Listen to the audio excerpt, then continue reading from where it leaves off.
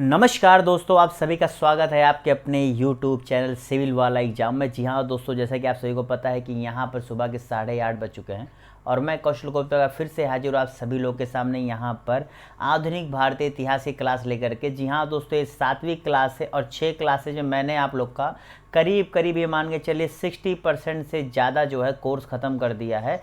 जी हाँ दोस्तों, यहाँ पर अंतिम दिनों में जो स्पेशल क्लासेज आप लोग को ज़रूरत है, जैसे कई स्टेट्स के यहाँ पर जो है परीक्षाएं जो है घोषित हो चुकी हैं और उनकी परीक्षाएं इसी मई महीने में हैं, तो उसके लिए महत्वपूर्ण क्लासेज और साथ साथ ये जान लो, अगर ये क्लासेज आप किसी भी महीने में किसी भी साल और किसी भी पेपर के लिए देख रहे हो तो ये आपको हर साल हर महीने हर पेपर के लिए काम आने वाला है, क्योंकि ये चीज़ें कभी भी बदलने वाली नहीं है। ठीक है, चाहे आप 2023 में दोगे, 24 में दोगे, 26 में दोगे, क्योंकि ये करंट अफेयर्स नहीं भैया, स्टैटिक है, स्टैटिक हमेशा वही रहने वाला है। ठीक है, तो चलिए इसी के साथ आज इस क्लास को शुरू करते हैं और देखते हैं क्या है। तो भैया यहाँ पर देखिए, स्पेक्ट्रम बुक के साथ साथ यहाँ पर लूसेंट बुक्स के भी कुछ महत्वपूर्ण चीज़ों को मैं यहाँ पर लेकर के आता हूँ जो आपके लिए ज़रूरी होता है, और साथ ही साथ जो प्रश्न लेकर के आता हूँ वो बहुत ही ज़्यादा वो मैं खुद से तैयार करता हूँ, उन प्रश्नों को मैं खुद से तैयार करता हूँ और बहुत ही एक आपको क्या कहते हैं डिटेल चीज़ें आपको किस हिसाब से मिल सके और किस हिसाब से आपका चीज़ें छूटे ना। आपने पढ़ाई करते समय कितना अच्छे समझने की कोशिश की है, उन सारी चीज़ों का मिश्रण आपको मेरे इस MCQ में देखने को मिलेगा।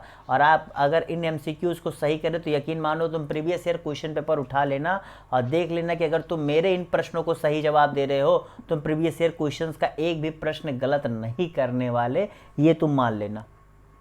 ठीक है, क्योंकि बेसिक चीज़ें तो आपको पता होंगी, लेकिन जो थोड़ा घुमाने की कोशिश करता है मैं वो MCQ के जरिए आप लोग को बिल्कुल भी वो गलती करने का मौका नहीं देना चाहता। ठीक है, तो चलिए आज की क्लास को शुरू करते हैं। शुरू करने से पहले अगर आपने भैया मेरे इस यूट्यूब चैनल को सब्सक्राइब नहीं किया, सब्सक्राइब कर लीजिए, क्योंकि अगर आप सब्सक्राइब नहीं करेंगे तो इस क्लासेज की महत्वपूर्ण जो क्लासेज होती हैं उसकी नोटिफिकेशन आपको यूट्यूब नहीं देगा। और क्लास अगर अच्छी लगे तो लाइक करना मत भूलिएगा। चलिए, तो आज हम लोग क्या क्या पढ़ने वाले, कांग्रेस और कांग्रेस से पहले जो संगठन थे, बंगाल विभाजन और उसके विरुद्ध में जो स्वदेशी आंदोलन हुआ था, होम रूल लीग और क्या लखनऊ पैक्ट जो साइन हुआ था। आइए चले पहले प्रश्न के साथ हम लोग आज की क्लास की शुरुआत करते हैं। वो रहा आप लोगों के स्क्रीन पर। चले भाई, ये रहा पहला प्रश्न।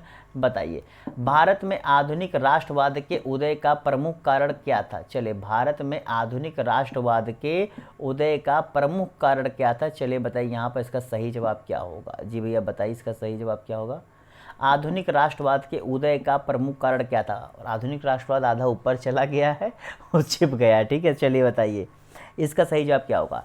एकल न्यायालय, राजनीतिक एकता, सांस्कृतिक एकता के साथ, जी मतलब राजनीतिक एकता भी आई थी और सांस्कृतिक एकता भी आई थी। साथ साथ समाचार पत्रों अखबारों का केवल शहरों तक में प्रभाव, उस समय के वर्तमान आंदोलनों का प्रभाव, मिडिल क्लास की कमी। चलिए बताइए यहाँ पर क्या होगा। मतलब वो मिडिल क्लास की कमी, मतलब मिडिल क्लास तक ही वो जो है प्रभाव रह पाया था। बताइए इसका सही जवाब क्या होगा।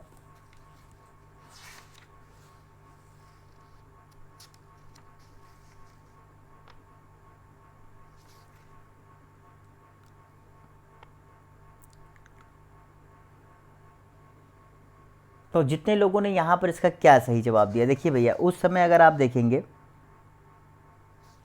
तो यूनिफाइड जुडिशरी, जी भैया ये कथन सही होगा। राजनीतिक एकता जो है कैसे आई थी? सांस्कृतिक एकता के साथ आई थी। क्या ये बात सही है? जी भैया ये भी बात सही है। उस समय जो है संस्कृति के साथ साथ राजनीतिक एकता भी लोगों में देखी जा रही थी। क्या इसका प्रभाव केवल शहरों तक था? नहीं भैया, इसने गाँव में भी जो है अपनी पहचान बनाने लग गया था। और उसके साथ ही कहा उस समय के वर्तमान आंदोलनों का प्रभाव जो है मिडिल क्लास में ना पहुंच पाना। बेसिकली कहना चाह रहा है कि उस समय के वर्तमान आंदोलनों का प्रभाव मिडिल क्लास में जो है ना पहुंच पाना, ये बेसिकली ये कहना चाह रहा है। ठीक है, ये कमी जो है वर्ड यहाँ पर गलत हो गया है, तो यहाँ पे इसका सही जवाब पहला और दूसरा। जब ये देखिए उस समय का जो आंदोलन हो रहा था विश्व स्तर पर, जैसे रूस का आंदोलन उस समय हुआ था और उसमें ग्रीस और इटली का आंदोलन हुआ था, तो उसका बहुत बड़ा रूस का नहीं, ग्रीस और इटली का जो आंदोलन हुआ था उसका बहुत बड़ा प्रभाव जो है उस समय के आंदोलनकारियों पर पड़ा था। ठीक है, समझ गए। चलिए अब अगले प्रश्न की तरफ बढ़ते हैं। क्लियर ना? तो उदय का प्रमुख कारण क्या था? देखिए, चीज़ें कभी भी एक तरह से नहीं होती हैं, आप मेरी बात समझिए। जैसे यहाँ पर आप लोगों ने इससे पहले क्या पढ़ा कि उस समय बहुत ज़्यादा सामाजिक सुधार हो रहे थे, साथ ही साथ जो है विभिन्न तरह की संगठनात्मक कार्य भी जो है अलग अलग संगठनों द्वारा किए जाते हैं, साथ ही साथ 1857 का क्रांति भी हुआ था। तो ये देखिए, चीज़ें एक दिन में नहीं बदलती। आप लोग अगर आज पढ़ने बैठे हैं तो आप पीसीएस की तैयारी करनी आप एक दिन में नहीं सोचे होंगे। आपने अपने प्रीवियस ईयर के जो है तैयारियों को देखा होगा, आप देखोगे हम मेधावी छात्र रहे हैं, आपने देखा होगा मेरे पास समय है, आपने देखा होगा कि मेरे घर वाले हमारा साथ देने के लिए तैयार हैं। कई चीज़ों को ले करके तब आप पीसीएस की तैयारी करने आए हैं, मेरी बात समझिएगा। तो ऐसी भी चीज़ें एक दिन में नहीं होती और ना एक कारण से होता है, उसके कई सारे पहलू होते हैं जो बैठ करके आप खुद से समझिएगा तब बताइएगा। चलिए अगले प्रश्न की तरफ बढ़ते हैं। समझ गए भैया पहला प्रश्न? चलो यहाँ पर बताओ कौन सा सही सुमेलित नहीं है। चलो कौन सा सही सुमेलित नहीं है बताइए, इसका सही जवाब क्या होगा, फटाफट बताइए। उसका चौथा ऑप्शन आप लोग समझ गए थे कि ना? और देखिए भाई एक चीज़, किसी छात्र ने कमेंट किया था कि क्लास देख लिए समझ है। माय डियर, ये एमसीक्यू क्लासेज है, this is not a theory class. अब मैं चीज़ें आपको बता रहा हूँ तो तभी समझ में आएगी जब आप लोग उसे एक बार थ्योरी के रूप में पढ़ेंगे 1 से 2 बार। अब मैं एमसीक्यू बता रहा हूँ कि यहाँ पर ब्रिटिश ईस्ट इंडिया मतलब कुछ भी, तो आप कहोगे तो ये चीज़ें आपको जब पता होगी ना कि ये एग्जिस्ट करती हैं कि नहीं, तब आपको समझ में आएगा। अगर आप केवल रटने बैठे हो तो इतना भी आसान नहीं है पीसीएस भी कि केवल रट के पास हो जाएगा। कम से कम 1-2 रीडिंग जरूरी है, तभी एमसीक्यूज आपके समझ में आएंगे। हाँ तो चलिए अब देखिए, जो ये सब महत्वपूर्ण जो ये आप देख रहे हैं, ये सब पता है बंग Bhasha Prakashika Sabha, Bengal British India Society, British India Association, East India Association, ये सारे वो संगठन हैं जो आपकी कांग्रेस के बनने से पहले भारत में बहुत अच्छी अपनी भूमिका निभा रहे थे। ठीक है, मतलब भारत में जो जब सुधार हो रहे थे जो अंग्रेजों द्वारा किए जा रहे थे प्रशासनिक स्तर पर, वो इन्हीं सब की देन थी। ये लोग भी उसके लिए आवाज़ उठाते थे। तो इसका जितने लोगों ने सही जवाब क्या दिया, तो देखिए भैया यहाँ पर बंग भाषा प्रकाशिका सभा का जो है 1836, जी भैया बिल्कुल सही है। Bengal British India Society, Bengal British India Society का कितना है भैया, 1843, चलो ये भी सही। अब सी और डी बच रहा, चलो देखते हैं। ब्रिटिश इंडिया एसोसिएशन क्या है, ब्रिटिश इंडियन एसोसिएशन, इसका क्या है 1856, यही गलत है भैया, इसका 1851 होना चाहिए। तो आपका सही जवाब क्या है, कौन सा सही सुमेलित नहीं है, तो इसका सही जवाब क्या होगा आपका सी जो है आपका यहाँ पर सही जवाब होता है। ठीक है, समझ गए। चलो अगले प्रश्न की तरफ बढ़ा जाए। इसका 1851 है, बाकी ये सही है, ये सही है, ये सही है। अब आप लोग को ये भी देखिए, जो चलिए इससे एक जो प्रश्न और है उसको बता के फिर मैं आपसे जो है इसके बारे में डिटेल थोड़ी सी चीज़ें बताना चाहता हूँ। चलो यहाँ पर इसे सुमेलित करो, बताओ कौन सा किससे सही सुमेलित है, फिर हम लोग करते हैं। इसका सही सुमेलित बताओ कौन सा होगा। ठीक है, चलिए बताइए। बंग भाषा प्रकाशिका सभा, इसीलिए मैंने नहीं बताया, मैंने कहा अभी नाम बता दूंगा तो फिर दिक्कत हो जाएगी। East India association, Indian league और इंडियन नेशनल एसोसिएशन, बताइए। हाँ, और लेकिन एक चीज़ इनमें कॉमन है, जितना भी नाम मैंने लिया है ये सारे के सारे जो है बंगाल रीजन के हैं। ये सारे के सारे आपके कहाँ हैं, बंगाल रीजन के। ठीक है, उस समय जो बंगाल प्रोविंस था, बंगाल प्रांत था, वहाँ से संबंधित ये सारे के सारे संगठन हैं। ठीक है, चलो बताओ। तो बंग भाषा प्रकाशिका सभा ए पहले का क्या होगा, ईस्ट इंडिया एसोसिएशन का क्या होगा भैया, और इंडियन लीग का, चलिए भैया जितने लोगों ने यहाँ पर इसका सही जवाब क्या सी दिया है, सॉरी बी दिया है, वो सही कर ले। यहाँ पर पहले का सी होगा क्या, बंग भाषा प्रकाशिका सभा जो है राजा राम मोहन राय के लोगों ने, ईस्ट इंडिया एसोसिएशन अगर आपसे पूछा जाए तो दादा भाई नेहरू ने कब, 1866 में। ठीक, 1866 में। और उसके बाद क्या, इंडिया लीग, इंडिया लीग को आपको जो है शिशिर कुमार ने 1875 में। ठीक, 1875 में। और इंडियन नेशनल एसोसिएशन, जी भैया इसका पहले नाम तो इसे इंडियन एसोसिएशन ऑफ कलकत्ता था, लेकिन बाद में इसका नामकरण क्या इंडियन नेशनल एसोसिएशन कर दिया गया, कलकत्ता हटा दिया गया, जिससे 1876 में जो है आपके क्या नाम इनका, सुरेंद्र नाथ बनर्जी और आनंद मोहन बोस भी थे। अगर आपको कहीं पर आनंद मोहन बोस लिखा मिले या सुरेंद्र नाथ बनर्जी तो दोनों सही हैं। ठीक है, समझ गए, दोनों लोग जो है इससे जुड़े हुए थे, किससे, इंडियन नेशनल एसोसिएशन से। चलिए अगले प्रश्न की तरफ बढ़ते हैं। अगला प्रश्न, निम्न में से कौन सा सही सुमेलित है, चलिए बताइए कौन सा सही सुमेलित है, नहीं है बताइए, कौन सा सही सुमेलित नहीं है बताइए। पूना सार्वजनिक सभा, बॉम्बे प्रेसिडेंसी एसोसिएशन, मद्रास महाजन सभा, 1800 18 कहाँ से लिखो ना, माफ़ करिएगा। और जमींदारी एसोसिएशन। चलिए बताए इसका सही जवाब क्या होता है। इतना मेहनत करके प्रश्न बनाओ, फिर भी प्रश्न बनाने में छोटी मोटी जो है चीज़ें गलतियाँ दिखी जाती हैं।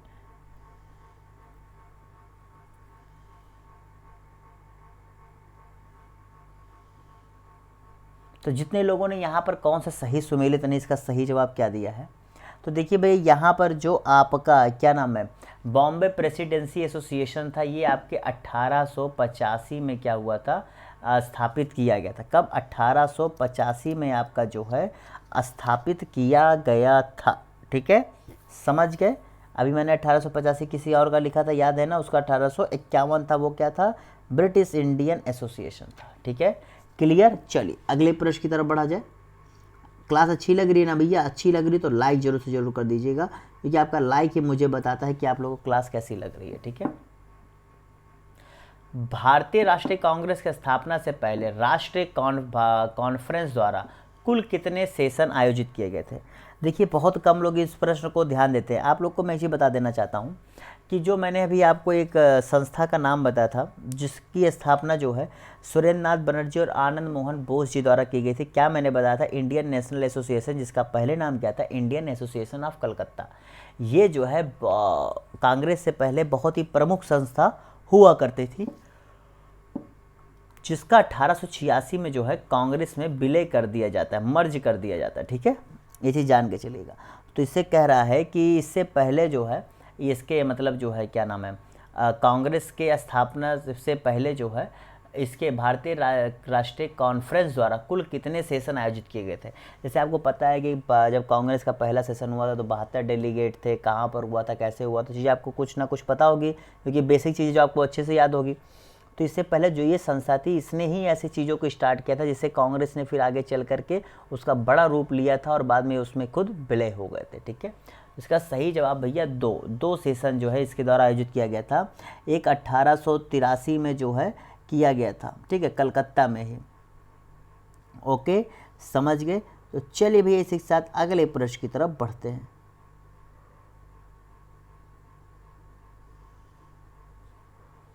ठीक, क्लियर। चलो अगले प्रश्न की तरफ बढ़ते हैं। भारतीय राष्ट्रीय कांग्रेस द्वारा ब्रिटिश कमेटी की स्थापना किस सन में हुई थी? आपको शायद पता होना चाहिए कि जैसे भारतीय जब कांग्रेस की स्थापना हुई थी तो उन लोगों ने अपना एक ब्रिटिश कमेटी भी स्थापना किया हुआ था, जिसका मुख्यालय जो है लंदन में स्थित था। ठीक है, लंदन में। आपको एक चीज़, आप पहले इसका जवाब दीजिए, फिर उसके बारे में आपको एक चीज़ और बताता हूँ, क्योंकि ये भी जो है प्रश्न पूछ सकता है। और बाकी आपको पता है ना कि कांग्रेस की स्थापना 1885 में A.O. ह्यूम द्वारा जो है हुई थी। पहली बैठक बॉम्बे के जो है विद्यालय में हुई थी, और साथ ही साथ जो है और क्या था इसे, हाँ बस 3-4 पॉइंट्स यहाँ से पूछे जाते हैं। तो देखो जो इसकी लंदन में जो इसकी स्थापना हुई थी, इसकी स्थापना की गई थी भैया आपके 1899 में। ठीक है, 1899 में जो है इसकी स्थापना की गई थी। समझ गए, क्लियर। चलो अब देखो, एक बार ये हुआ था ना कि 1890 में ये डिसाइड किया गया था कि जो कांग्रेस का एक सेशन होगा वो लंदन में कराया जाएगा। ठीक है, लेकिन 1891 में चुनाव होने की वजह से ये फिर टल गया। हुआ ये था कि 1890 में डिसाइड किया गया कि 1892 का सेशन हम लोग लंदन में करेंगे, लेकिन 1891 में चुनाव होने की वजह से ये टल गया। फिर उसके बाद ये कभी नहीं हो पाया। तो ये जो कमेटी बनी थी ये लंदन में बनी थी, जो 1899 में स्थापित की गई थी। और इस सब के मेन मुखिया कौन थे? दादा भाई नेहरू जी। जी भैया, दादा भाई नेहरू जी इन सब के क्या थे? इन सब के सूत्रधार थे, ये सारे विचार के, सारे कमेटी के निर्माण के। चलो अगले प्रश्न की तरफ बढ़ते हैं। कांग्रेस को विद्रोहियों का कारखाना किसने कहा था? चलो बताओ, कांग्रेस को विद्रोहियों का कारखाना किसने कहा था माय डियर? बताइए इसका सही जवाब क्या होगा।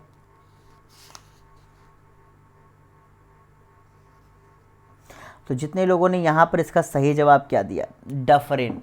जी भैया, डफरिन ने जो है उस समय क्या थे, गवर्नर जनरल थे, इन्होंने ही कांग्रेस को विद्रोहियों का कारखाना कहा था, क्योंकि कांग्रेसियों ने जब अपना मतलब स्थापना, उसके बाद इन्होंने अंग्रेज़ों के नाक में दम कर दिया था और अंग्रेज इनसे बहुत ही ज़्यादा परेशान हो गए थे। ठीक है, अब देखो ये सब प्रश्न बहुत कम लोग जो है जानते हैं, और PCS क्या करता है ना, इन्हीं सब प्रश्नों के साथ खेलता है आपके।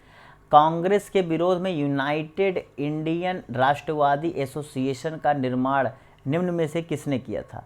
आप लोग क्या करते हैं ना, बहुत छोटे छोटे लेवल के प्रश्नों को पढ़ करके चले जाते हैं और उससे 90% लड़के पढ़ करके जाते हैं, और वो जो 10% तैयारी जो थोड़ा सा अलग करके जाते हैं वही उनसे वेटेज लेके चले जाते हैं। ना विश्वास हो तो देख लीजिएगा कैसे कट ऑफ निकलते हैं। और जो बाकी टहलने जाते हैं, घूमने जाते हैं, और पीसेस में उम्र की सीमा नहीं है, बुढ़ापे तक उनको भरना है, उनकी बात मैं नहीं करता महोदय। जो दिल से जाते हैं उनकी बात कर रहा हूँ। कुछ लोग हाँ लेट सोचते हैं, वो भी हैं। मैं उम्र पे नहीं जा रहा हूँ, मैं उनकी सोच पे जा रहा हूँ। बहुत लोग 36 साल में भी सोचते हैं कि मुझे यार पीसीएस करना चाहिए, उनके भी जज्बे को सलाम है। वो भी अगर दिल से जा रहे हैं तो वो भी बिल्कुल पढ़ें और अच्छे से जाएँ। तो यहाँ पर जितने लोगों ने इसका सही जवाब क्या दिया, यूनाइटेड इंडियन, इसकी स्थापना जो है अगर पूछा जाए किसने किया तो सर सैयद अहमद खान ने। देखिए भैया, जो सर सैयद अहमद खान थे और बनारस के राजा, मेरी बात समझिएगा, देखिए ये कितना अच्छी चीज़ है। बनारस के राजा, उनका नाम था शिव नारायण, आपके क्या नाम था, राजा शिव नारायण सिंह। ठीक है, तो राजा शिव नारायण सिंह नाम था उनका। इन्होंने जो है इसकी स्थापना की थी, क्या नाम है, इंडियन राष्ट्रवादी, यूनाइटेड इंडियन राष्ट्रवादी एसोसिएशन।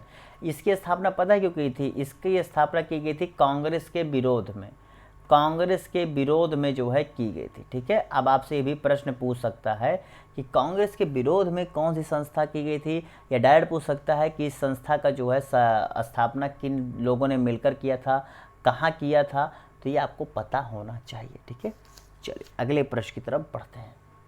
क्लियर, चलो अगला, बंगाल का विभाजन करने का आधार क्या तय किया गया था?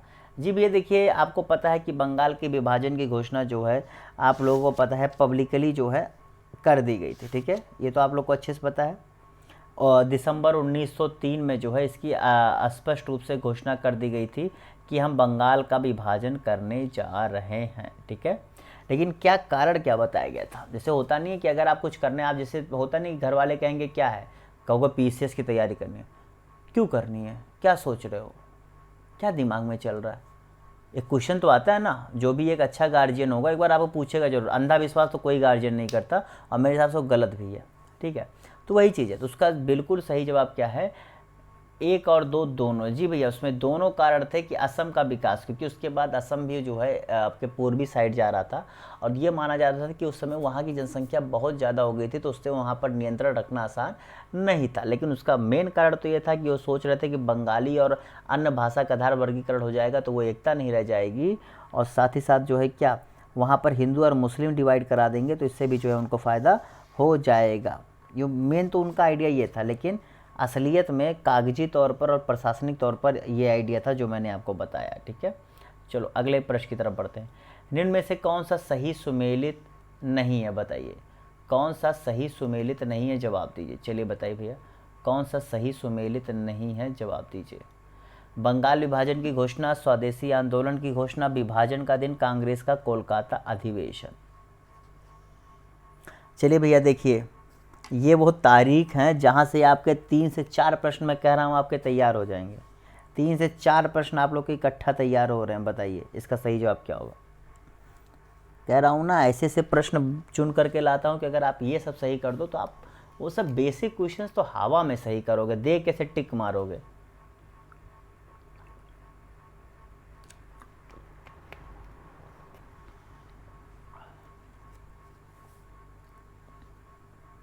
जी भैया देखिए, यहाँ पर बंगाल विभाजन की घोषणा जुलाई 1905, बिल्कुल सही बात है भैया। स्वदेशी आंदोलन की घोषणा जो है अगस्त 1905, जी भैया बिल्कुल सही है। विभाजन का दिन कौन सा तय किया गया था? अक्टूबर 1905, बिल्कुल सही है। तो एक ही गलत बच रहा है क्या? कांग्रेस का कोलकाता अधिवेशन।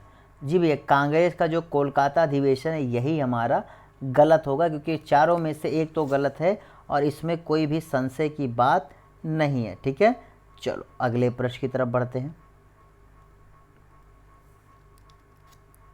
ठीक, समझ गए ना, कोई डाउट तो नहीं है ना? इसीलिए मैं आप लोगों को समय भी देता हूं कि आप चीज़ों को अच्छे से समझ गए। मैं प्रश्न कराने के बाद 10 सेकंड 15 सेकंड जरूर देता हूं कि एक बार जो कराया जा रहा है वो आप लोग जो है अच्छे से समझ रहे हैं, ठीक है। चलो अगले प्रश्न की तरफ बढ़ते हैं। और आपको पता है ना कि ये जो अक्टूबर 1905 में जब फाइनली ये डेट आ गया था, उसके बाद के हिसाब से लोग सड़कों पर थे और बंदे माँ और क्या नाम है वो गीत चल रहा था, क्या नाम मुझे, अमार सोनार बांग्ला, हाँ अमार सोनार बांग्ला गीत चल रहा था और वंदे मातरम गीत चल रहा था। लोग एक दूसरे के हाथों में राखी बांध रहे थे, समझ रहे हो ना, ये सब चीज़ें याद है ना। चलो अगले प्रश्न की तरफ बढ़ते हैं। स्वदेशी बंधप समिति की स्थापना किसने की थी? स्वदेश बंधप समिति की स्थापना किसने की थी? जी भैया, जब आपको पता है उस समय स्वदेशी आंदोलन चलाया जा रहा था, स्वदेशी आंदोलन चलाए जाने के समय इस तरह की एक समिति का गठन किया गया था। इस समिति का मेन मकसद ये था कि हमें जो है लोगों की सेवा करना है, लोगों की सहायता करना है, ठीक है, और लोगों को मतलब एक हिसाब से मोबिलाइज करना कि ज़्यादा से ज़्यादा लोग इसके पार्ट बने और स्वदेशी के प्रति उनके मन में भावना जागृत हो, ये सभी उनका मेन था। तो इसका सही जवाब क्या है? अश्विनी कुमार दत्त। जी भैया, अश्विनी कुमार दत्त जी द्वारा जो है इसकी स्थापना की गई थी। और वहीं जो है तमिलनाडु में कुछ जो वकील थे उन्होंने मिल करके स्वदेशी संगम की भी स्थापना की थी। तो ये भी पूछ सकता है, स्वदेशी संगम की भी स्थापना तमिलनाडु में की गई थी। तो उससे जुड़े हुए कुछ लोगों में एक नाम तो आपके सामने है, ये चिदरम पिल्लई जी, इनका वैसे वीओ चिदरम पिल्लई नाम है, वीओ चिदरम पिल्लई। और साथ ही साथ आपके सुब्रमण्यम शिवा ये भी थे, ठीक है। और आपके कोई और था, कुछ अन्य जो है वकीलों, और बेसिकली इसे जो है ना पूरे वकीलों ने मिल करके बनाया था, जो स्वदेशी संगम था, ठीक है। तो ये आपको पता होना चाहिए। चलिए अगले प्रश्न की तरफ बढ़ते हैं। और आपको एक चीज़ फिर बता दूँ, इसी वीओ चिदम्बरम पिल्लई जी ने ही जो आपके एक चीज़ वो नहीं बनाई गई थी, क्या नाम है, शिप बिल्डिंग जो इंटरप्राइजेज, वो इन्हीं के द्वारा। जी भी उसका नाम क्या था? नेशनल, चले मैं नाम लिख देता हूँ क्योंकि वो प्रश्न आपसे बहुत बार पूछा जाता है। नेशनल शिप बिल्डिंग इंटरप्राइजेज, ठीक है। नेशनल शिप बिल्डिंग इंटरप्राइजेज जो है उसकी भी स्थापना इन्होंने ही, कौन से, वीओ चिदम्बरम पिल्लई के जो है वेंचर के द्वारा जो है स्थापित किया था। मतलब इन्हीं के जो है सानिध्य में कई लोगों को मिला करके इसकी स्थापना की गई थी, जिससे क्या उसका नाम इन्होंने रखा था स्वदेशी स्टीम नेविगेशन कंपनी। क्या? स्वदेशी स्टीम नेविगेशन कंपनी, ठीक है, समझ गए। चलो अगले प्रश्न की तरफ बढ़ते हैं। इस इंटरप्राइजेज द्वारा इसकी स्थापना की गई थी, जिसमें वीओ चिदम्बरम पिल्लई जी ने महत्वपूर्ण स्थान रखा था। राष्ट्रीय शिक्षा परिषद की स्थापना कब हुई थी? उस समय पता है जब स्वदेशी आंदोलन चल रहा था, तो जहाँ सभी चीज़ों के जो है स्वदेशीकरण की बात हो रही थी, वहीं पर जो है भारत में कई स्तर पर विद्यालयों की स्थापना भी की गई थी। तो उसी विद्यालय की स्थापना को लेकर के एक जो है कमेटी बनाई गई थी, जो आपके क्या नाम है, इस शिक्षा को लेकर के एक समिति का, परिषद का गठन किया गया था। और इसका गठन कब किया गया था भैया? तो 15 अगस्त 1906 को, कब? 15 अगस्त 1906 को जो है किया गया था, ठीक है। जैसे टैगोर जी ने शांति निकेतन की स्थापना की थी, पता है कि नहीं? टैगोर जी ने शांति निकेतन की स्थापना की थी, ठीक है। उसके बाद उसी प्रकार से अरविंदो घोष जी इसके क्या थे? अरविंदो घोष जी इसके प्रिंसिपल थे, ठीक है। इसी आधार पर कई और स्कूल आपके जो है यहाँ पर आपके भारत भर में स्थापित किए गए थे। तो सबसे इम्पोर्टेंट प्रश्न की शांति निकेतन कौन किया था? टैगोर जी। और उसके प्रथम प्रिंसिपल कौन थे? तो अभी आपके घोष जी, अरविंदो घोष जी, ठीक। चलो अगले प्रश्न की तरफ बढ़ते हैं। तो यहाँ से देखिए 2 से 3 प्रश्न कितने आसानी से बन सकते हैं जहाँ पर आप लोग को दिक्कत ना हो। ऑल इंडिया मुस्लिम लीग की स्थापना कब हुई थी? बताइए my dear. All India Muslim League की स्थापना कब हुई थी? बताइए।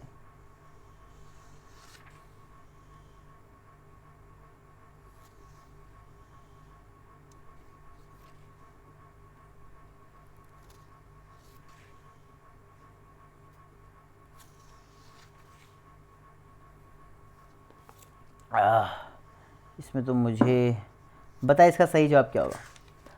तो जितने लोगों ने यहाँ पर इसका सही जवाब क्या दिया है, दिसंबर 1905।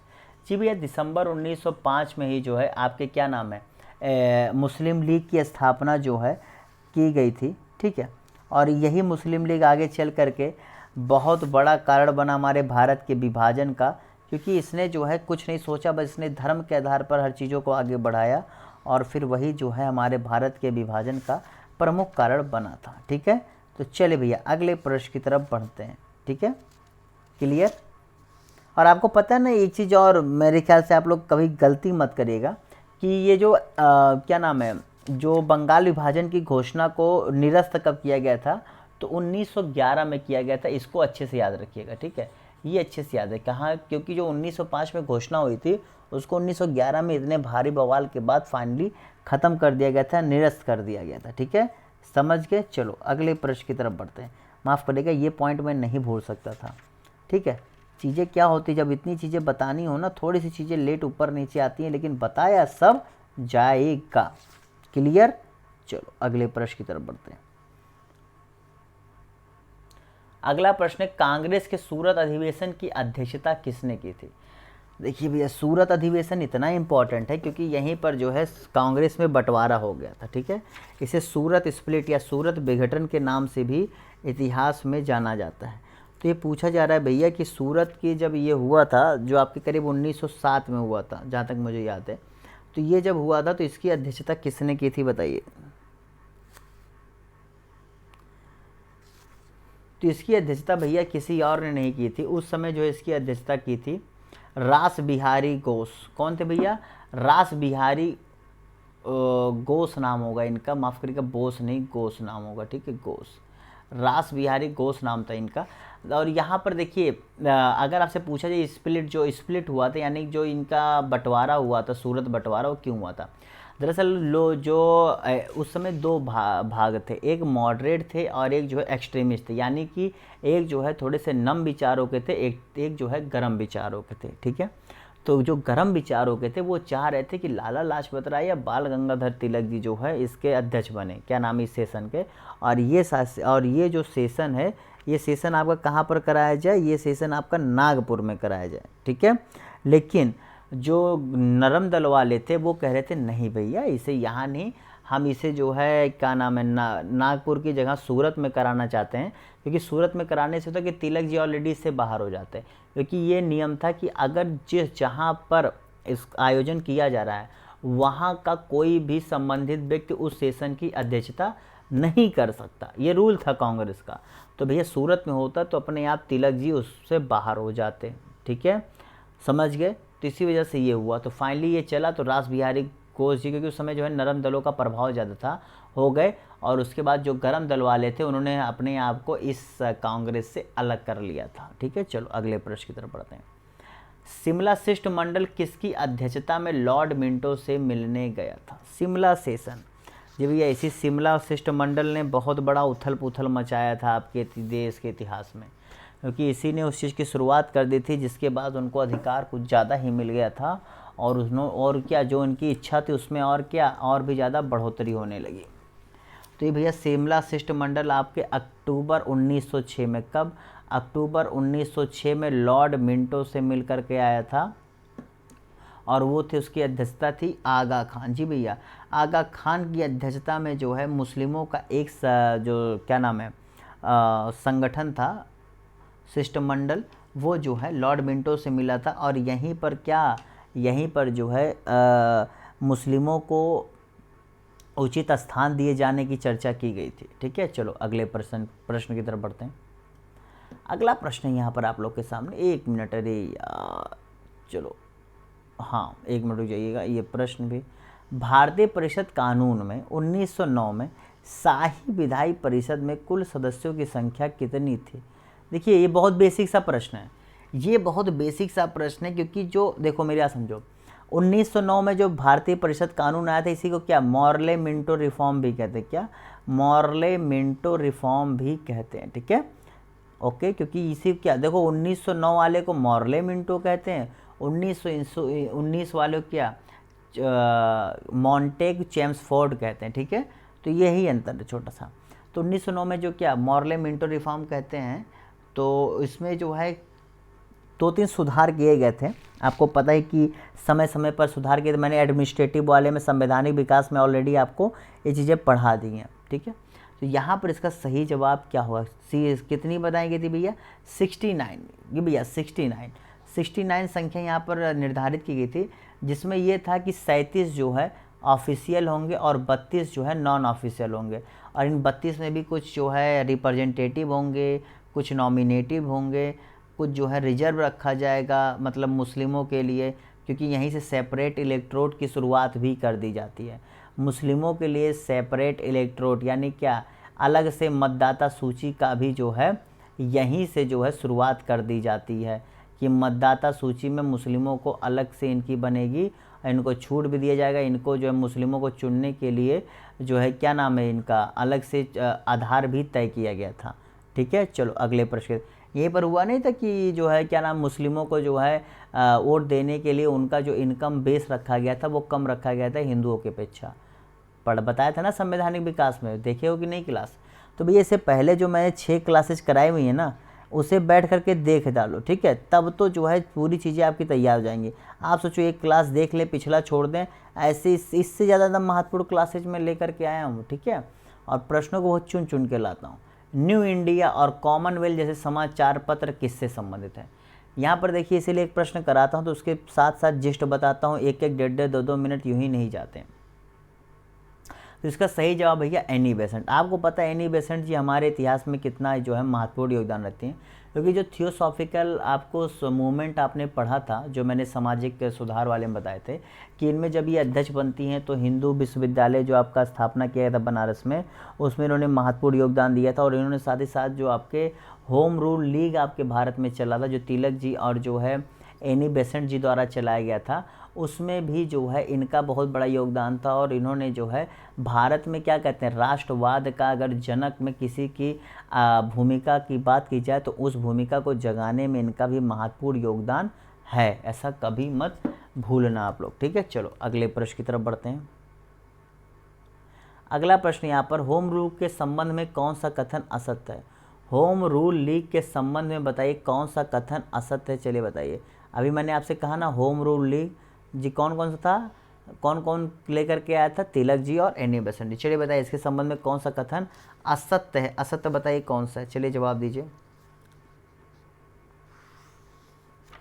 ज़्यादा नहीं भैया, बस 3-4 प्रश्न और है, फिर क्लास ख़त्म होने वाली है, क्योंकि बहुत चुन चुन के प्रश्न लाया हूँ। जो सही से पढ़ा हुआ है उसके लिए दिक्कत नहीं है। तो देखिए भाई इसका सही जैसे तिलक जैसे स्थापित किया गया था, तिलक द्वारा स्थापित लेकिन से ज़्यादा, तो यहाँ पर बी जो है गलत है। तिलक द्वारा जो स्थापित किया गया था रूल लीग, ये इसके बस मुश्किल से 6 ब्रांचेस थे, केवल 6 ब्रांचेस थे। और इन्होंने अपने आप को बहुत ही छोटे से क्षेत्र में रखा हुआ था, बहुत ही छोटे क्षेत्र में रखा हुआ था। ये दरअसल अपना जो आपके महाराष्ट्र के आपके प्रोविंस के कुछ इलाके थे, बॉम्बे प्रोविंस, उसी के आसपास। लेकिन जो आपकी एनी बेसेंट तीनों ने इसे ऑल इंडिया लेवल पर जो है पहुँचाने की कोशिश की थी। जी भैया, इनकी 200 से ज़्यादा ब्रांचेस थी, ठीक है। यहाँ तक कि ये बॉम्बे में भी अपने स्थापना की हुई थी। और दोनों लोगों ने जो है 31 सितंबर 1916 में ही अपने अलग अलग ब्रांच, अपने अलग अलग लीग की स्थापना की थी। और रूस की क्रांति ने, यहाँ पर भैया देखो रूस की क्रांति ने योगदान दिया था, ठीक है। मैंने जो स्टार्टिंग में आपको ग्रीस और इटली जगह रूस बोल दिया था, सॉरी बोला था, याद है? तो रूस की क्रांति का यह, क्योंकि वो अक्टूबर 1916 में हो रहा है और वो जो चीज़ें हो रही हैं वो तो 1905 के आसपास हो रही हैं। तो 10 साल बहुत होता है ना डियर, चीज़ों के होने और बदलने में। चलो अगले प्रश्न की तरफ बढ़ते हैं। अब रूस की क्रांति कब हुई थी? 1917 में हुई थी, ये मत भूलना, ठीक है। चलो अगले प्रश्न की तरफ बढ़ते हैं। कांग्रेस और मुस्लिम लीग के मध्य हुए लखनऊ समझौते के मध्य कौन सा कथन असत्य है? जी भैया, जो लखनऊ समझौता हुआ था उस समझौते के संबंध में कौन सा कथन असत्य है? यानी उस समझौते में कौन सी ऐसी बात थी जो यहाँ पर कही गई है लेकिन वो गलत है, वो बात थी ही नहीं। कांग्रेस ने मुस्लिमों को दी जाने वाले अलग मतदाता का जो है अलग मतदाता को मान लिया था। सरकार जल्द से स्वयं सरकार की घोषणा की स्थापना के बाद से प्रांतीय में सभी भारतीयों विधान प्रकार का 5 वर्ष का हो।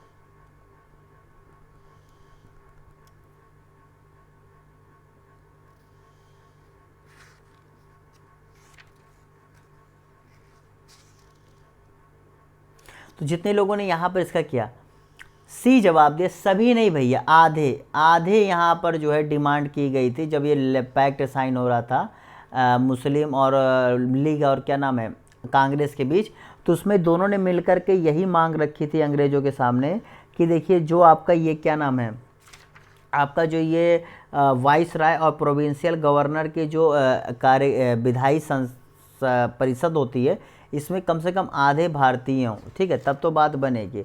और जी भैया इन्होंने कहा था कि विधान परिषद कार्यकाल 5 वर्ष होना चाहिए, और ये भी कहा था कि जो सेक्रेटरी ऑफ स्टेट था उसका जो तनख्वाह है वो भारतीय नहीं बल्कि ब्रिटिश थे।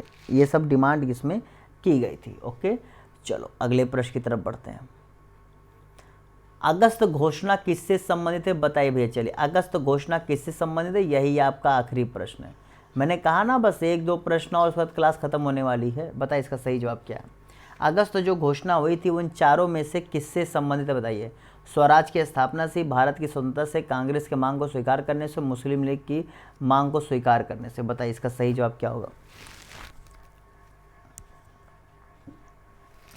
मुख्यतः अगर आप देखेंगे और समझने की कोशिश करेंगे, आपको याद हो तो जो अगस्त 1917 में, जी भैया अगस्त 1917 में जो क्या नाम है इनका, मॉन्टेग, जी भैया मॉन्टेग जी ने जो अपना स्टेटमेंट जारी किया था, इसी को अगस्त घोषणा के नाम से हम लोग इतिहास में जानते हैं।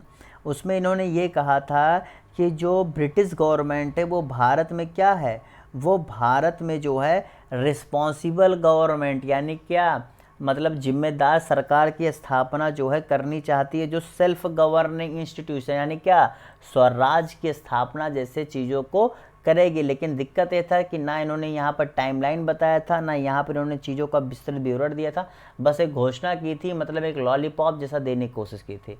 तो अगस्त घोषणा जो है स्वराज की स्थापना से संबंधित था। ठीक है, समझ के। तो चलो भैया इसी के साथ ही क्लास को यहाँ समाप्त करते हैं, फिर मिलेंगे आप लोगों से महत्वपूर्ण क्लासेज में। और देखिए 7 क्लासेज हो गया। अब मैं फिर कह रहा हूँ, इससे पहले अगर 6 नहीं देखे देख लो भैया, वो 1 से लेके 7 तक आप एक बार देख लो। अगर आपको लग रहा है कि ये सारे प्रश्न सही हो रहे हैं, फिर यकीन मानो आप अच्छी तैयारी कर चुके हैं इन सभी टॉपिक्स पर। और इसी साथ बाय बाय, टाटा से। और सबसे बड़ी चीज़, अगर सब्सक्राइब नहीं क्यों कर लो, क्योंकि अभी शाम को जो है शाम को 8 बजे आप लोग को करंट अफेयर्स की, दोपहर में 12:30 बजे आप लोग को मैप प्रैक्टिस कराई जा रही है। तो ये सारी चीज़ें आपकी तैयारी के लिए जरूरी भैया, करो और ज़्यादा से ज़्यादा अपने दोस्तों को शेयर करो। Bye bye, ta-ta, see you. और सब्सक्राइब जरूर करो यार। और सबसे बड़ी चीज़, हाँ लाइक करो। और 6वीं क्लास आप लोग के सामने रही, नहीं देखा हो तो देख लेना। Bye bye, ta-ta, see you.